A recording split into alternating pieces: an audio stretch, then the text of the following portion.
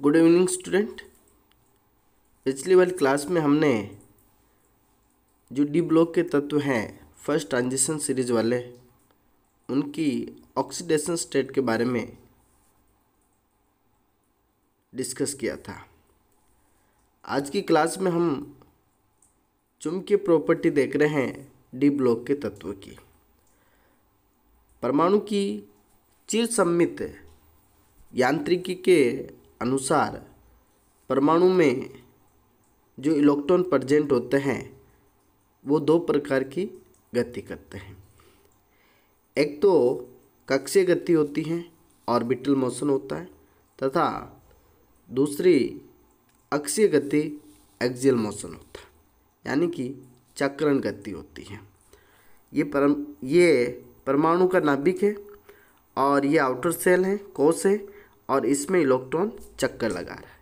तो इस कोश में अगर इलेक्ट्रॉन चक्कर लगा रहा है तो इसको हम कक्षीय गति कहेंगे।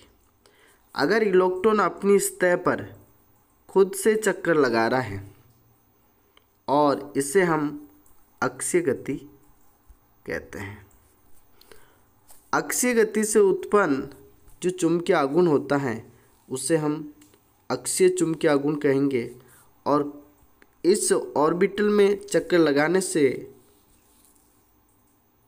उत्पन्न चुंबकीय आघूर्ण कक्षीय चुंबकीय आघूर्ण कहलाता है। और इन दोनों की वजह से इन पदार्थों में चुंबकीय आघूर्ण उत्पन्न होता है, और इसकी वजह से जो ये तत्व होते हैं एक छोटे चुंबक की भांति व्यवहार करते हैं। इसी बात को यहाँ लिखा गया है। कक्षीय गति प्रत्येक इलेक्ट्रॉन नाभिक के चारों ओर उपस्थित ऑर्बिटल में वर्ताकार गति करता है, और जिसके परिणाम स्वरूप उस क्षेत्र में एक चुंबकीय आघूर्ण उत्पन्न हो जाता है, जिसे हम कक्षीय आघूर्ण कहते हैं। दूसरा अक्षीय गति एक्सियल मोशन, जिसे चक्रण गति भी कह देते हैं। तो नाभिक के चारों ओर कक्षीय गति करने के साथ साथ में इलेक्ट्रॉन अपने अक्ष पर भी घूमता है। इलेक्ट्रॉन द्वारा अपने अक्ष पर चक्रण करने के परिणाम स्वरूप एक अक्षीय चुंबकीय आघूर्ण उत्पन्न होगा, और इस प्रकार इन दोनों प्रकार के चुंबकीय आघूर्ण के कारण प्रत्येक तत्व जो अयुग्मित इलेक्ट्रॉन रखता है चुंबकीय आघूर्ण को, यानी कि चुंबकीय गुण दर्शाता है, तथा ये एक छोटे चुंबक की भांति व्यवहार करते हैं।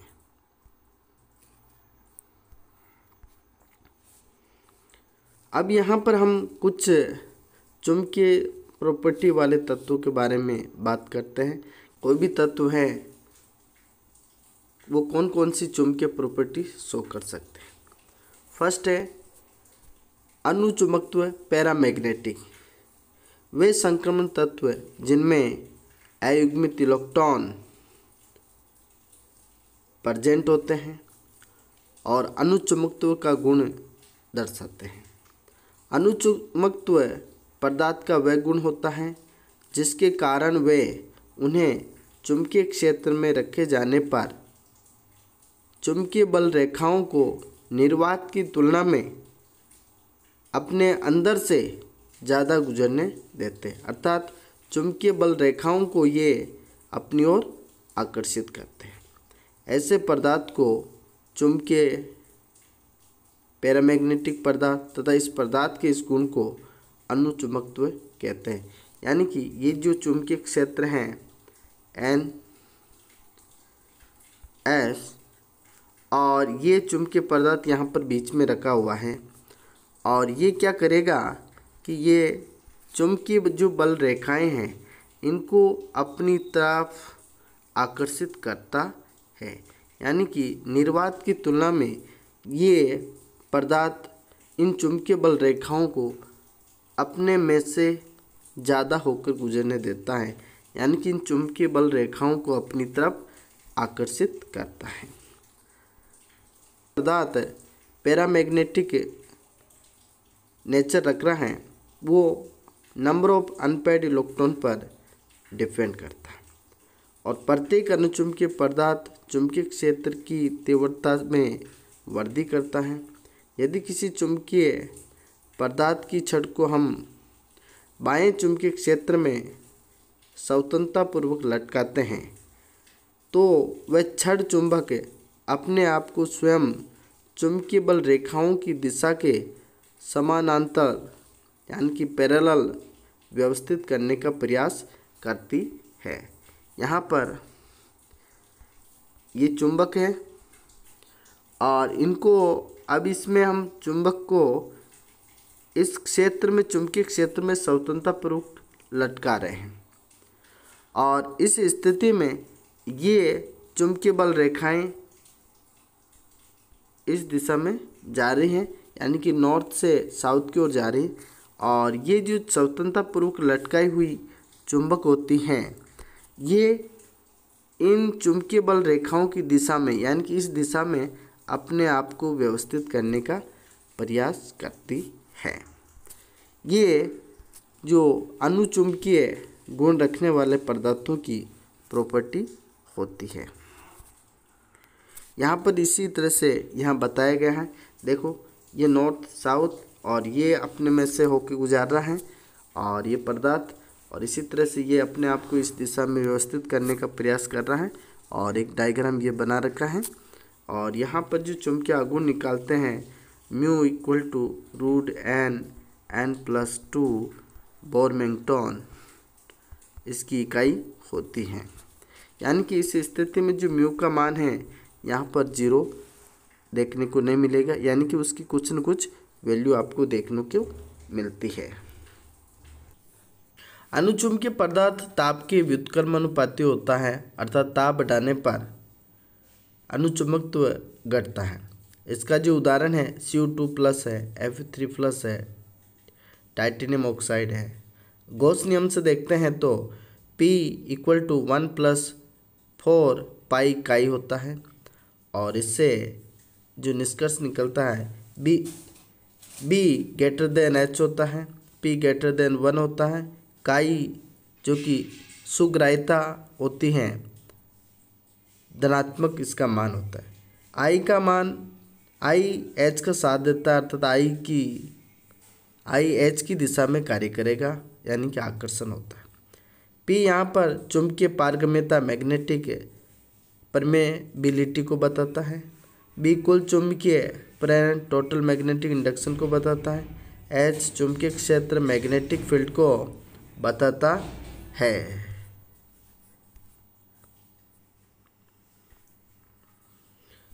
अब बात करते हैं हम प्रति चुंबकीय डायमैग्नेटिक पदार्थ की। अनपेयर्ड इलेक्ट्रॉन इसमें नहीं होते हैं, एब्सेंट रहते हैं और यानी कि ये पदार्थ चुंबकीय बल रेखाओं को अपनी तरफ आकर्षित नहीं करते हैं, यानी कि रिपेल करते हैं। यदि किसी पदार्थ को चुंबकीय क्षेत्र में रखने पर उस क्षेत्र की तीव्रता निर्वात की तुलना में कम हो जाए तो ऐसा पदार्थ प्रतिचुंबकीय पदार्थ व पदार्थ के इस गुण को प्रतिचुंबकत्व कहते हैं। यहाँ पर देखो कि ये पदार्थ रखा हुआ है और ये इन चुंबकीय बल रेखाओं को बाहर की तरफ निकल रही हैं, यानी कि ये अपनी तरफ आकर्षित नहीं करता है। ऐसे पदार्थ को चुंबकीय बल रेखाएं दूर होने लगती हैं, अतः ऐसे पदार्थ चुंबकीय क्षेत्र से प्रतिक्षित होते हैं, रिपल्सन करते हैं। यदि ऐसे पदार्थ की जो छड़ बनाकर हम चुंबकीय क्षेत्र में स्वतंत्रतापूर्वक लटकाते हैं तो वह चुंबकीय क्षेत्र के लंबवत दिशा में व्यवस्थित होने का प्रयास करती है। यानी कि यूँ कहें कि जो चुंबकीय बल रेखाएं हैं वो इस दिशा में जा रही हैं और ये उनके लंबवत परपेंडिकुलर लगा हुआ रहता है। और इस स्थिति में जो म्यू का जो मान होता है वो 0 देखने को मिलता है। यदि किसी क्षेत्र में दो युग्मित इलेक्ट्रॉन हो तो उनका चक्रण एक क्लॉकवाइज होगा और दूसरा एंटी क्लॉकवाइज होगा। ऐसी स्थिति में एक इलेक्ट्रॉन द्वारा उत्पन्न किया गया चुंबकीय आघूर्ण दूसरे इलेक्ट्रॉन द्वारा उत्पन्न किए गए जो चुंबकीय आघूर्ण होगा वो एक दूसरे को उदासीन कर देते हैं, क्योंकि दोनों इलेक्ट्रॉनों द्वारा उत्पन्न किए हुए जो चुंबकीय आघूर्ण होते हैं एक समान व विपरीत दिशा में कार्य करते हैं। अतः परिणामी चुंबकीय आघूर्ण यहाँ पर शून्य देखने को मिलता है। प्रतिचुंबकत्व ताप व चुंबकीय क्षेत्र की प्रबलता पर निर्भर नहीं करता है और इसके उदाहरण हैं TiO2, V2O5 इनके एग्जाम्पल हैं। प्रतिचुंबकीय पदार्थ हेतु H > B, P < 1 का I ऋणात्मक होता है। I H का विरोध करता है, अर्थात पदार्थ चुंबकीय क्षेत्र से प्रतिकर्षित होता है।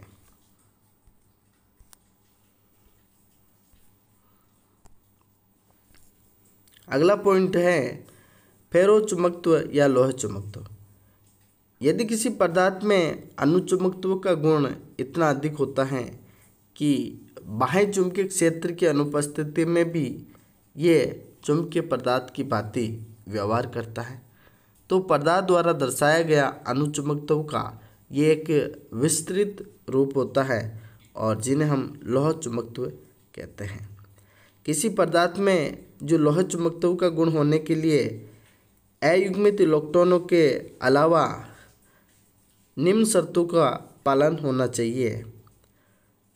फर्स्ट है ऊर्जा पट्टियाँ उसकी सकड़ी होनी चाहिए और परमाणु परस्पर इतनी दूरी पर होने चाहिए कि उनके परमाणविक कक्षक परस्पर अतिव्यापन करके आंशिक रूप से सहसंयोजक बंध बना सके।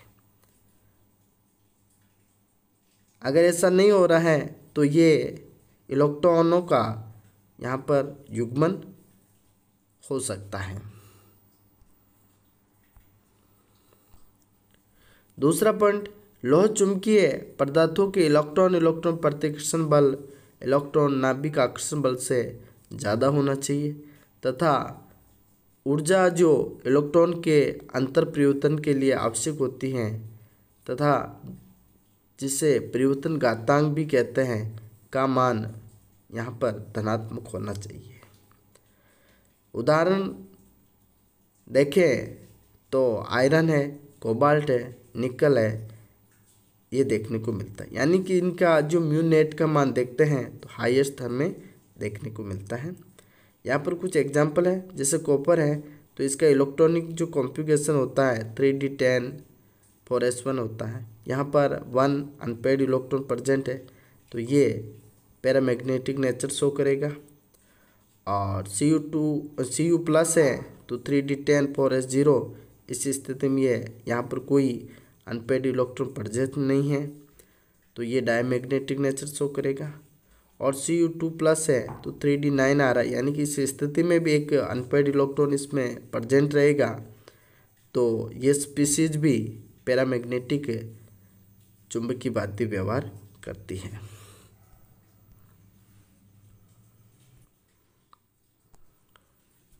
संगम तत्व का चुंबकीय व्यवहार ज्ञात करने के लिए हम गोई-तुला विधि का प्रयोग करते हैं, जिससे किसी भी पदार्थ का हम चुंबकीय आघूर्ण ज्ञात कर सकते हैं। तो म्यू एस प्लस एल जो कि जो कुल चुंबकीय आघूर्ण होता है कक्षीय और चक्रण गति दोनों पर डिपेंड करता है और equal to root 4s s plus 1 plus L whole l plus 1 होता है।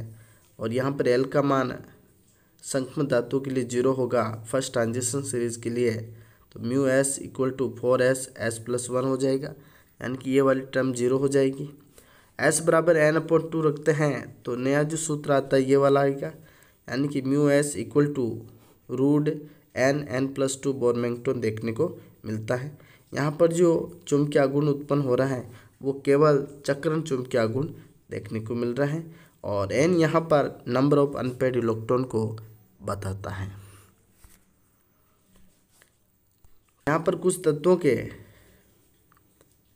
इलेक्ट्रॉनिक कॉन्फ़िगरेशन लिखे हुए हैं और डी ऑर्बिटल के अंदर इलेक्ट्रॉन प्रेजेंट है 1 2 3 4 5 इस तरह से 10 तक भरे हुए हैं। और साथ में इन इलेक्ट्रॉनिक कॉन्फ़िगरेशन की वजह से अनपेयर्ड इलेक्ट्रॉन कितने प्रेजेंट हैं वो लिखे हुए हैं। और फिर हम इनका ऑब्जर्व और प्रैक्टिकल एक्सपेरिमेंट से जो म्यू का मान निकालते हैं तो उनको यहाँ पर लिखा हुआ है। और ये जो वैल्यू है ये mu equal to root n+2 यानी कि इस सैद्धांतिक थ्योरेटिकल सूत्र में अनपेयर्ड इलेक्ट्रॉन का मान रखने के बाद ज्ञात की गई है और ये प्रैक्टिकल से निकाली हुई है। तो इस स्थिति में इनकी जो वैल्यू है इनमें ज़्यादा इतना कोई वेरिएशन देखने को नहीं मिल रहा है। जैसे फर्स्ट में देखो 1.73 है तो यहाँ पर 1.75 और 2.84 है तो 2.86, इस तरह से इनमें कोई ज़्यादा वेरिएशन हमें देखने को नहीं मिलता है। ठीक है,